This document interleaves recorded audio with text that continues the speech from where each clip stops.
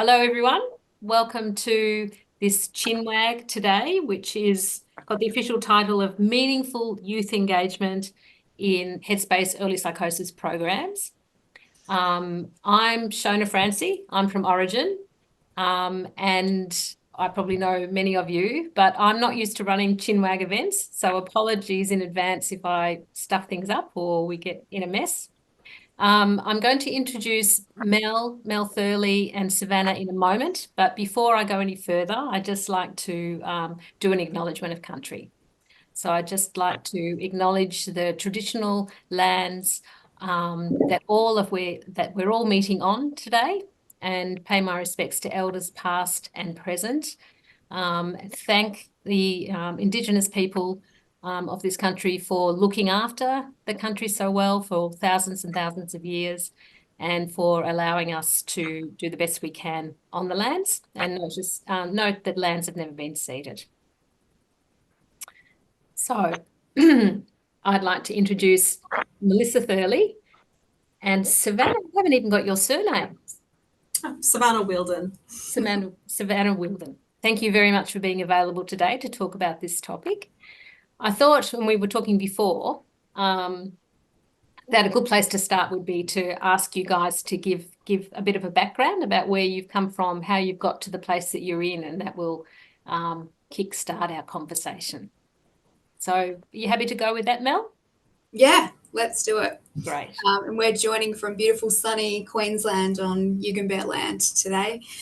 I don't usually share this bit of information about myself, but it felt like it could be useful today. So I guess to start with, I'm by no means an expert in youth participation, but I've been doing it for a really long time and I'm really passionate about it. So even if we don't teach you anything today, minimally, we hope we can ignite a bit of energy or reignite some energy and some better understanding around why this is so important. For me, when I was a teenager in the very late 90s, I was not having a very good time in life and had stay in an inpatient unit, which I didn't find particularly helpful. It was really scary. The young people there made me feel really hopeless about my future because some of them were on their fifth, sixth admission. And some of the things that I had observed just around the way that staff were interacting with young people in the unit, it really felt like staff were not listening to young people and were just managing them.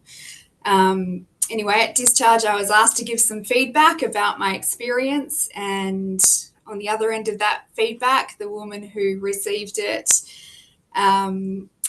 got in contact with me a couple of weeks later and said, I like some of the ideas that you shared and thank you for the feedback, and do you want to explore some of them with me? And I came back into the inpatient unit and we talked about mentoring programs and a way that I could help orient other young people when they come to the ward, and did what we would now call peer work. And for me, who was homeless and sleeping on couches, I was disengaged from school, I had no education, I didn't even have a plan on being alive in the future. And that woman turned it all around for me because I felt listened to, and she created a space for me to have a say. She supported me to participate at the level that I was able, and we built a program together and implemented it and changed things for other young people. And she turned my life around, and I've made a career out of it and super passionate about it because I am the example of what creating that space and giving those opportunities to young people looks like. And I know Sav has had a pretty similar experience. And that's a really powerful story, Mel, and thanks so much for sharing it. And yes, Savannah, what would you like to tell us? Yeah, mine's not too dissimilar, and I spent actually quite a significant portion of my adolescence from like 16 to early 20s in inpatient wards, and then I managed to get out and I moved up to the Gold Coast on a complete whim. I had an aunt who lived here, and I had absolutely no idea what was next for me. I just knew that I needed to have a change of scenery. And she at the time was studying, I think, social work at uni, and was part of the email chain where that must have been like, she found out about the youth advisory group, and she's like, oh, you should go for this. And I was like, I'd never kind of imagined myself in that space. I was just sort of like, oh, but I just got out of that, you know? And and I was like, well, you know what? Maybe there's something that I can put my experiences to use and to make something of it, rather than having it feel something that was like horrible and that I had no say in. Like, now I have a say in it. And so I joined the youth advisor group at Headspace in Southport, and it really was the turning point for me. I think we all know what sort of occupation can do in terms of someone's recovery, but I think it was the final thing that I needed to sort of set me on a path that, I'm not sure where the other one would have led me. And yeah, through being part of youth advisory group, and then deciding that I felt safe enough in this space to actually kind of continue seeking, mental health support from the centre itself, was just incredible, and understanding that I had a say in where I ended up. And then after a few years in the youth advisory group, I tried out peer work, and I was like, well, this is pretty cool.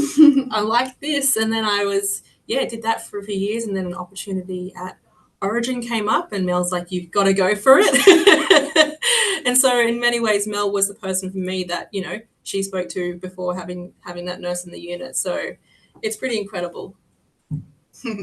Wow, thank you. Yeah, they're both amazing stories, and you're such fantastic examples of the positive outcomes that we love to see. And we know that it's so important to approach youth with mental health issues with a positive vibe, isn't it? That recovery is likely and possible, and all the good things that can flow from that.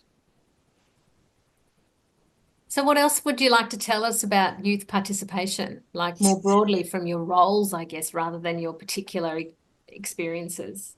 Yeah. I guess today we're going to talk about it in terms of consultation and collaboration and co-design with young people, not so much from that clinical context of making sure young people are involved in all the decision making about their care.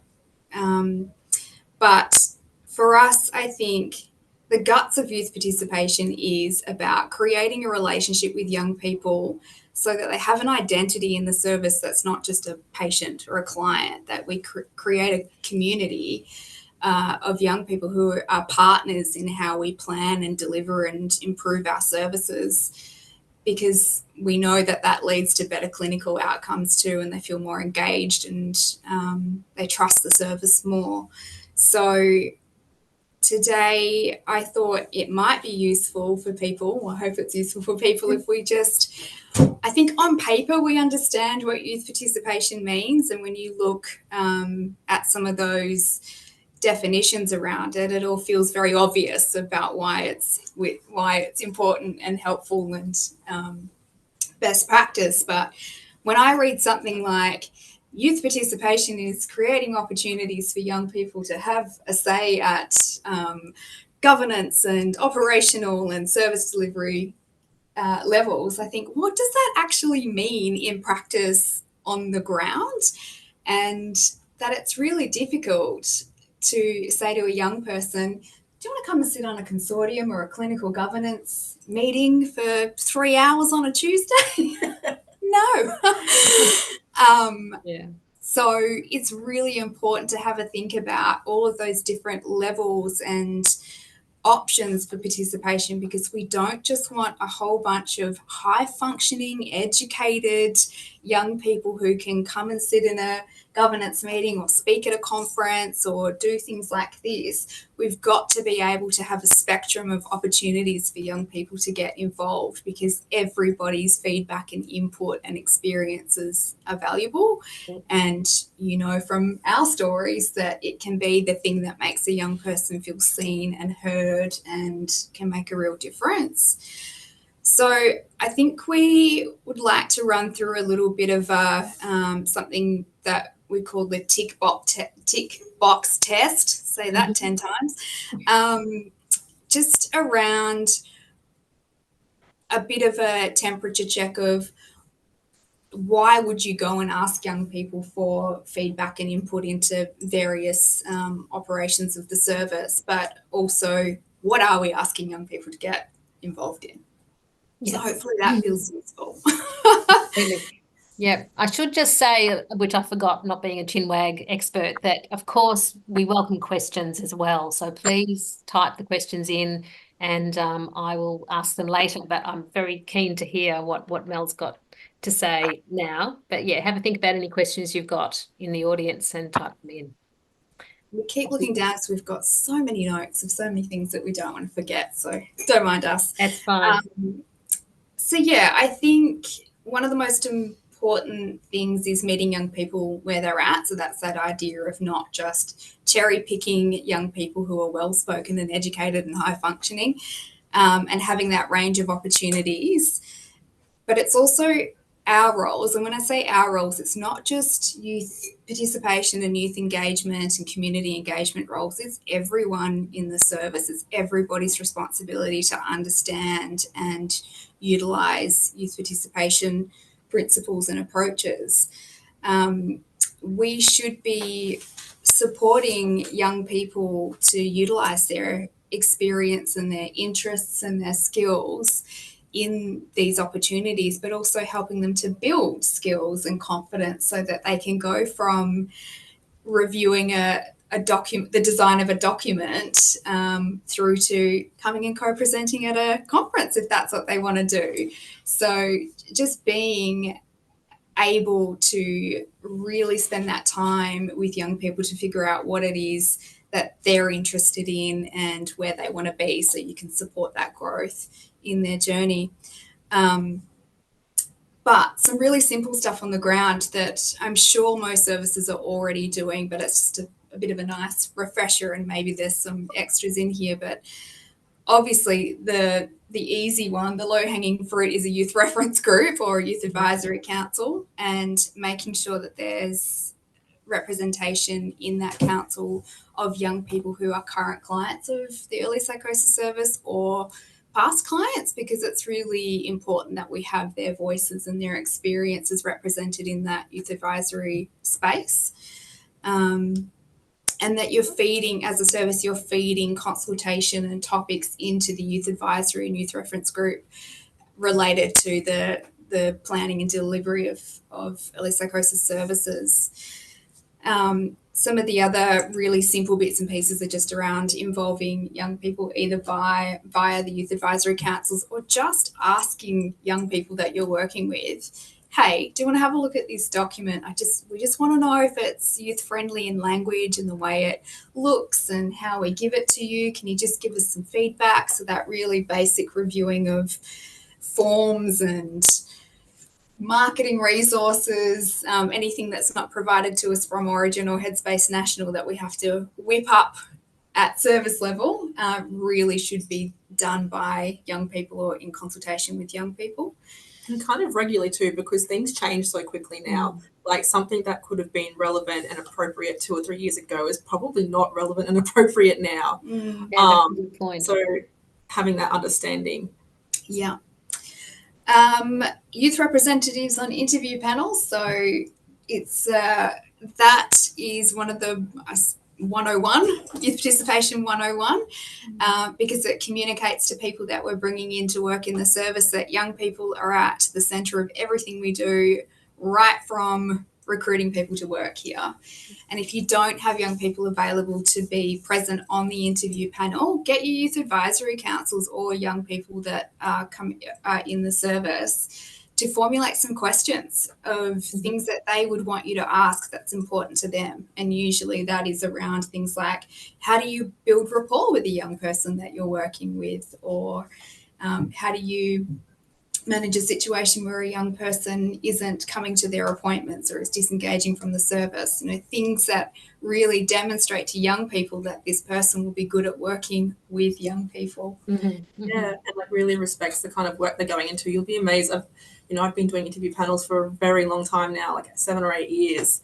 And I remember there's been times when I've been sitting on a panel asking a question and the interviewee wouldn't even like answer the question to me, then answer the question to the clinician that was right next to them. And that, that kind of stuff gives a really kind of good feel. And like, is this person the right fit for a service that puts youth first, that puts the young people supporting first, A bit of a red flag if they look at the young person that's in the room. Yeah, it's amazing what a difference it makes having someone who is there to represent those people that they're supporting in the room. I imagine there'd be a little bit of support that would be required for young people to go onto an interview panel for the first time. But yeah, is that something that is in people's toolkits to be able to do that?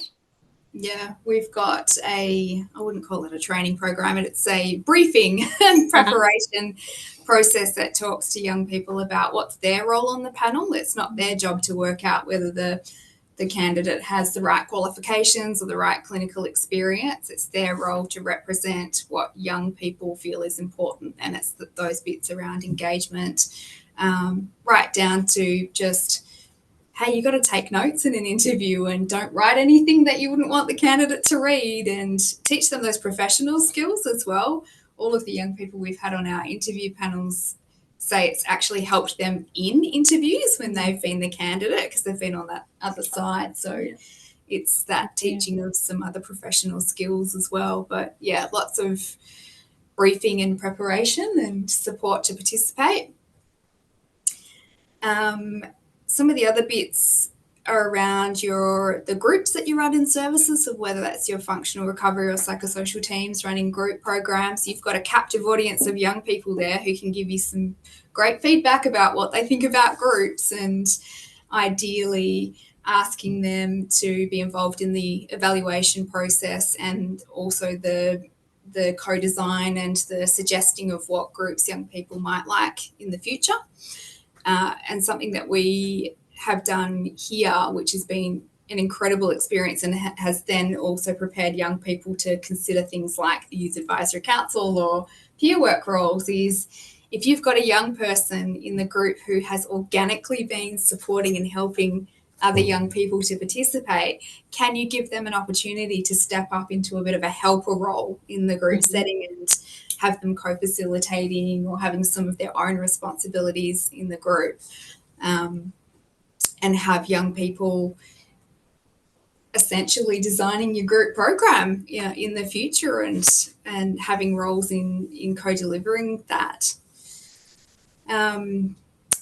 We talked about things like consortium and management meetings and clinical governance meetings. I would say I've been doing this for 16 years, and I reckon twice I've had a young person who really likes being involved in those things. I was going to say they're probably a bit dry and not so interesting for young people. Yeah. So in the absence of having young people present in those meetings and thinking about how you're going to support them to participate as well, you can just ensure that there is a standing agenda item in those meetings that is a space for young people's feedback, whether that comes via young people accessing the service or your Youth Advisory Council, and then that two-way feedback to those committees and meetings and then back to young people. And also from a lot of that to and from feedback, you'll start to see quality improvement projects arising, or just small changes that you can make to service delivery. And then you can get young people involved in projects and initiatives that directly respond to the issues and the suggestions raised in that two-way feedback. And I found that's a much better way of ensuring that that young people's voices are represented in those less than fun spaces to have young people involved. Or even if you have a representative of, like, if you have someone whose role in the organisation is to support the youth advisory group, they can be there as a representative of the voice. That is really helpful and really powerful. Yeah. Great, thank you. That was I was going to ask. How can you make it work? And you've Yeah, that the already. practicalities of it. So it's a standing agenda item on the Youth Advisory Council's meetings as well. So anything you want to feed back to consortium or clinical governance or this project group. And then, back the other way. So often either roles like mine or the community engagement worker will be that conduit between those two spaces and making sure that information keeps flowing and that outcomes are communicated as well. Because it's one thing to ask young people to have a say and give their feedback, but you've got to show you've done something with it. Mm-hmm. So you've got to close that loop. So making sure you've got those mechanisms in place for the to and from. Fantastic, yes. What else do we just lots of different ways of, I guess, prompts and formal mechanisms for young people to give feedback, make complaints, provide compliments, suggestions as well, and making sure that young people know that it doesn't have to be that you fill out this form or write a formal complaint, that feedback to their clinical workers, to the peer workers, that's all really valuable and we should be capturing it somewhere. Mm-hmm. And again, making sure that you close that loop with going back to young people and thanking them for giving that feedback or making the complaint or the compliment. And especially if it triggers a service improvement initiative, to be able to go back to that young person and say, hey, thank you so much. This is what we've actually done. And can we tell you about how your input made a difference? It's really important that we capture that. Absolutely. And I think one of the other things that's really easy is for clinicians or any staff working directly with young people who know they're young people, what are they interested in? What are their skills? What are their passions? And to be able to come to us as a service, either the leadership group or the youth advisory councils, and go, what are you guys working on?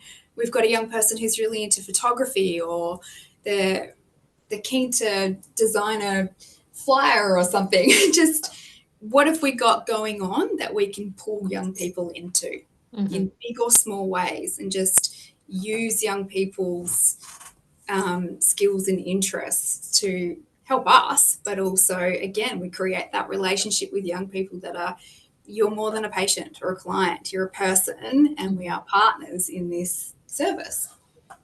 So what about remuneration for time? How does that work, do you think?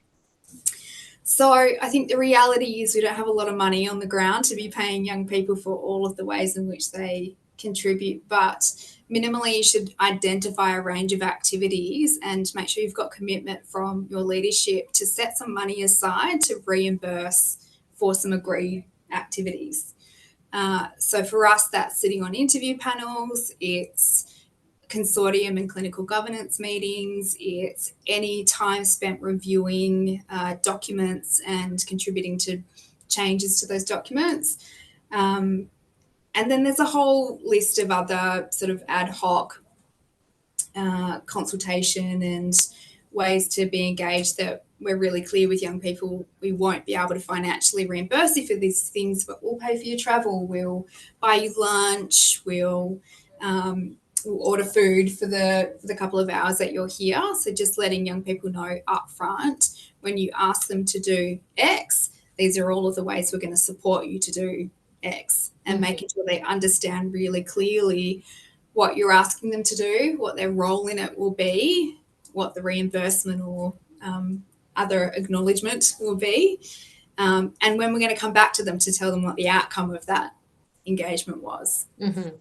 Yeah. So being really clear and transparent right from the get-go about everything that's involved, and making sure that young people understand all of that, I guess. Yeah. What you're saying, yeah.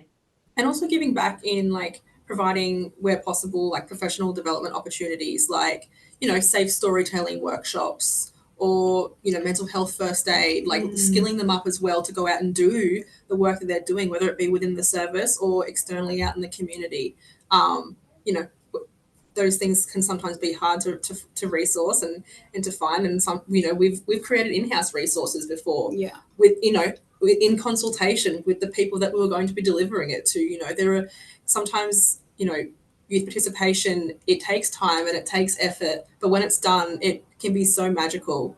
And I think it's really important when it's done right. It's not used as an afterthought. It's not where there's people sitting in a room and they've gone, oh, we really, really want to do this, but oh no, maybe we have to check with our young people first. And it's not an afterthought, it's a forethought, you know. It's working with young people for young people. Yeah. That's a really nice segue, Savannah.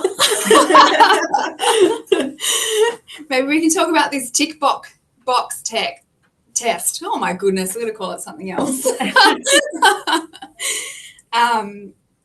So yeah, essentially this is just something that I think over the years of other staff coming to me going, can we ask the Youth Advisory Council about this? Can we ask the peer workers about this? And you'd have to say, why? Why do you want young people's input into that particular thing when I know it can't be changed? So you're just ticking a box.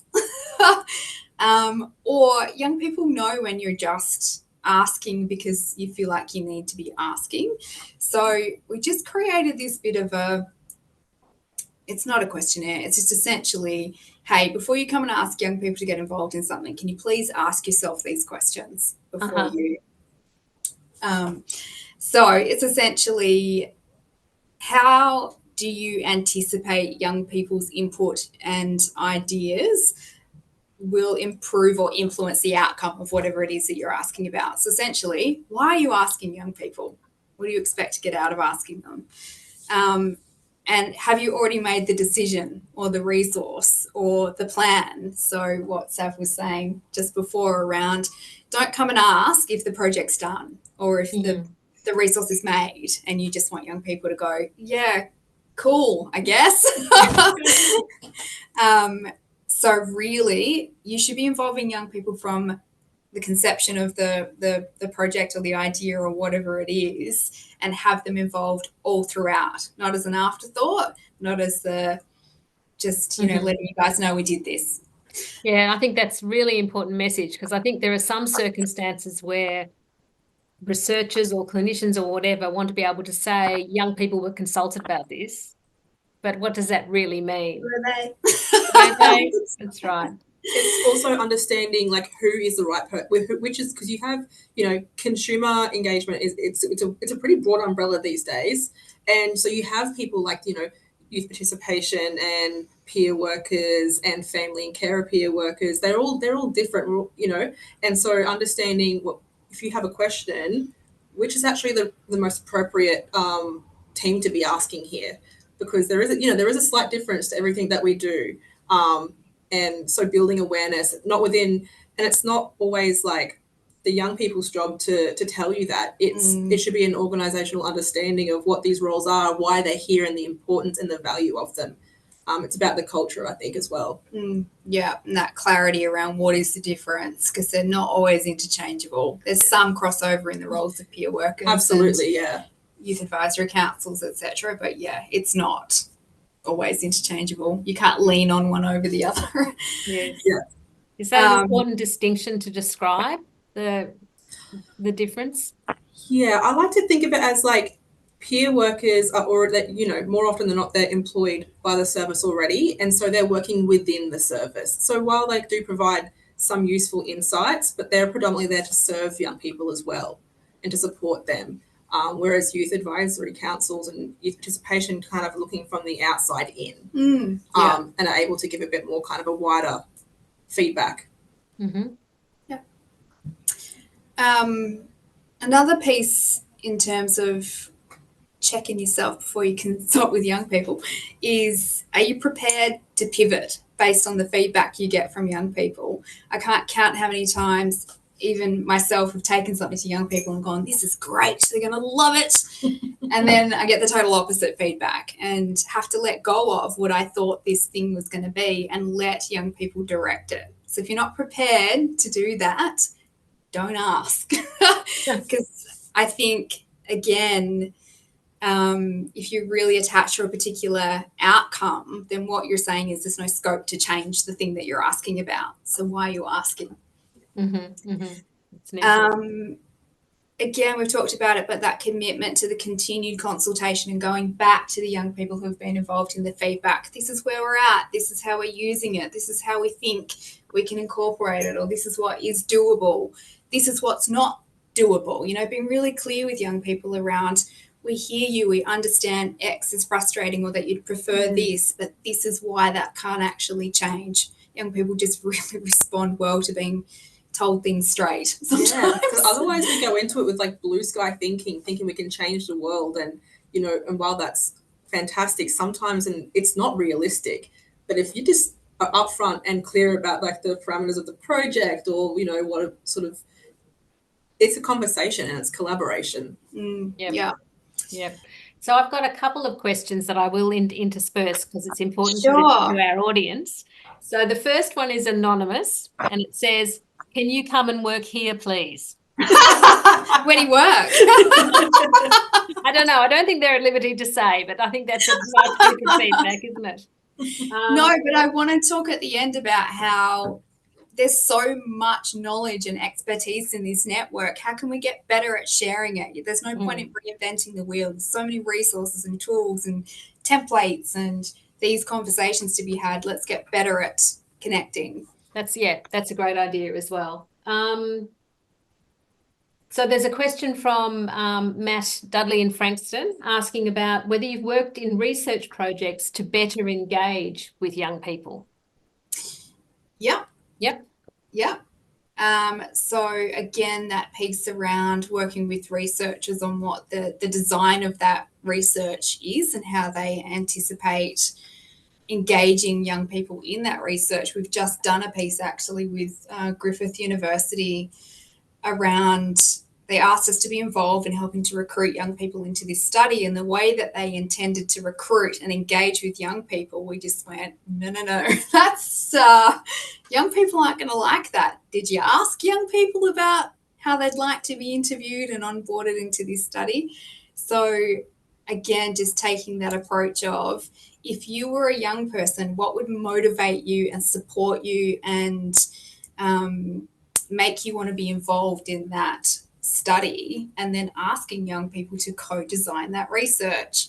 And I know Magenta Simmons at Orygen, this is her bread and butter, yeah. She is all about how you engage young people in the co-design of research, development, and delivery. So yeah, check out Magenta's resources, which I think are on the Orygen website, around how to do that if it's research specific. Yep. And she's very approachable as well, so I'm sure she'd be happy to hear from anyone who had any questions around that. Yeah, fantastic. So you've got more things that you wanted to mention? Just in terms of, if you are engaging young people, that piece around, can you hand it back over to young people at the end? If you develop a resource or a piece of training or something like this, you know, as soon as I was asked to do this today, I thought, well, how do I involve a young person in this? It's just thinking all the time about how can you enrich whatever it is you're doing by having someone who's experienced it involved, because we know, especially in terms of anything that we're delivering to young people, they want to hear it from another young person. They don't want to hear it from the old people. Again, that piece around reimbursing where you can, or just making sure that you've got enough support and other things in place, and acknowledging as well when young people have contributed to the content of something or have had a say, and not acknowledge people by name where they've given you permission. And that flexibility piece, and I think this again comes back to people's capacity, but also the ways in which they feel able to be involved. It's one thing to have a very specific focus group about something and have 20 young people all, you know, boisterously involved in a room giving feedback about something. What about the young person who doesn't want to participate in that setting? What other avenues do you have where you can still get their feedback and input? Is it a hey, do you have something you want to contribute about this focus group that we're doing? I'll give you a call. I'll send you an email. We'll do polls on social media. We'll put posters and stickers out in the waiting room so you can vote on the things that you want. Just get really creative about the ways in which young people can participate so that you're not just, again, engaging these young people who are ripe for engaging. You've got to work a little bit harder. And that's very much about having it front of mind all the time, isn't it? Just as you're saying, Mel, to always think probably is the first thing you do is how can I get young people involved in this? I think there's a question that's kind of relevant to this actually. So excuse me for looking, well, I haven't got my screens organised very well, so I have to look over here. We encourage young people, service user, to provide feedback. However, we don't often get responses. Do you have any advice on how to encourage young people and help them to feel welcome to provide feedback on their experience? Yes, I do. Do you want to say anything before I get stuck into it? Because I know this is a big one for you. Yeah. It's the first thing is just asking. People won't, unless they've had a bad experience, people won't speak up. Young people are inherently disempowered because they're young and because they're coming to this service receiving support and feel that there's so many things going on. So you got to remove all the barriers. So making sure that we're providing that training or during induction, or just always reiterating to our teams, are you checking in with young people about how things are going for them, not just in their care, but what is their whole experience of accessing our services? All of it. Treat it like a business. They're our customers. Are they having a good customer service experience? And they don't have the luxury of being able to shop somewhere else. We've got an ethical responsibility as one of the very few places where young people can come for support to make sure they're having a whole of service positive experience. And so the frequent reminding of what their rights are and the ways in which they can give feedback is really integral, that all of your team know that. Then one of the things that we found locally was all of the posters and flyers and materials that we have in our centres all look the same, right? Because we are a brand, we've got a brand identity to adhere to. So when you've got a feedback form, it looks the same as everything else. It's ignorable, yeah? So we engaged our Youth Advisory Council to design just a little feedback card with a QR code on it, which takes you to a digital form to just fill out your feedback and go straight to our service manager. So just thinking about the ways you can make those opportunities more visible and more accessible and more usable in the way that young people want to use them. They don't want to handwrite in a form. They want to scan a QR code. I always see feedback suggestion boxes right next to where your admin are usually sitting, and you're like, no one's gonna go and put a feedback thing right next to where they have to front up to these people next time they come in. And I guess I always think, speaking from my own personal experience, I've always found it so much easier to give feedback to people who were also a young person. So maybe a peer worker or someone a non-clinical, a non-authority type person is there to receive my feedback and to do it maybe in a private room or on an online, so you're anonymous. Having different, how are you trying to get this feedback, and are you providing multiple different points of opportunity to be able to for young people to give feedback? Yeah. If you've got peer workers in your service, they're a really valuable source. They pick up on the themes of what's happening for young people. I can't count how many times they've gone, a couple of people have said XYZ now, and it's not on the radar of staff or clinicians or management or reception. And again, if you're not doing anything with that feedback, then what you're communicating to young people is, yeah, cool, you can tell us, but doesn't matter. Yeah. So even if it's things like on your social media, or again, just posters in the waiting room, or reporting back to the Youth Advisory Council, you told us this is what we've done about it. You've told us this, really difficult to change it, but here's some other things we can do to make it less problematic. And again, getting young people involved in projects where they can see where they've given some feedback about something and then had an opportunity to be involved in resolving it or improving it, then that creates more of an incentive to keep giving feedback. And young people also want to know that when they provide feedback, that their quality of the service they're receiving isn't going to change or be affected by that. That's really, really important as well, especially if it is in regards to maybe a clinician that they're not quite fitting with or something, that's met with complete understanding and respect, and it's an open conversation, and it's not necessarily the clinician who's seeing them that is kind of calling them out on this feedback as well. Like, it needs to be a safe process. That's a good point. Absolutely. Yeah.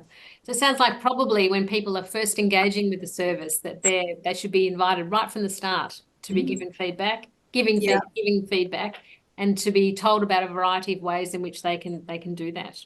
Yeah, and we know that as part of starting with the service, young people are given all of this information about their rights as a client and their right to this, and let us know this. They're not in a place to absorb all of that, so you've got to keep checking in periodically. Absolutely. Yep. We've only got a few minutes left, Mel. Oh, so it's gone really quickly.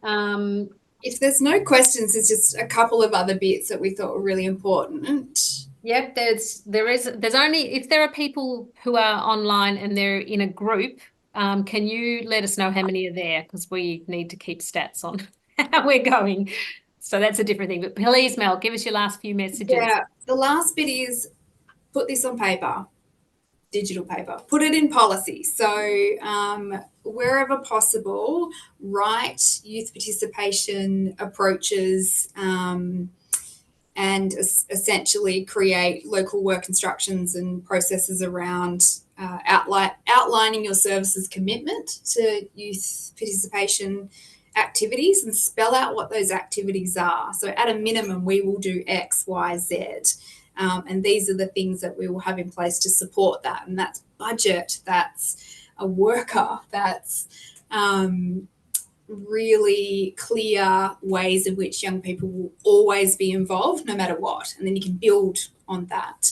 And a real simple place to start is looking at Orygen, the fidelity measures, and also HMIF, because they're pretty prescriptive in the very basic ways in which we should be involving young people. So those are your KPIs, essentially. And make sure hold your leadership accountable. This comes from the top down. So if you've got a centre manager and team leaders who understand how valuable this is and are driving it in their work areas, then it's much easier to get traction and to have a whole service investment in this, rather than the poor youth participation coordinator or community worker trying to carry this all on their own. Youth participation, and it should be embedded into the organisation and its culture and be driven by everyone there, not just the males of the workplace. And it's really clear when it's done well, and it's really obvious when you walk into a service and you can tell young people are at the front of it. We've just moved to putting it into position descriptions, and we ask about it in interviews. What's your understanding of consumer engagement and collaboration? So you can gauge people's, whether it's brand new to people, which is absolutely okay. So fine. Fresh brains to mold. But from the get-go, it's on the agenda as this is a core part of our business. It's not the whipped cream on the cake. It's the cake. It's core. We're right out of time. Look, that's been absolutely fantastic. I just have to thank you both so much. Such a great discussion and such an important topic. So you've got my gratitude. Thank you so much. There was so much to say and so much interest. I think we might have to get you back at some point and do something else. But thank you so much, and enjoy the rest of your day. Thank you. Thank you.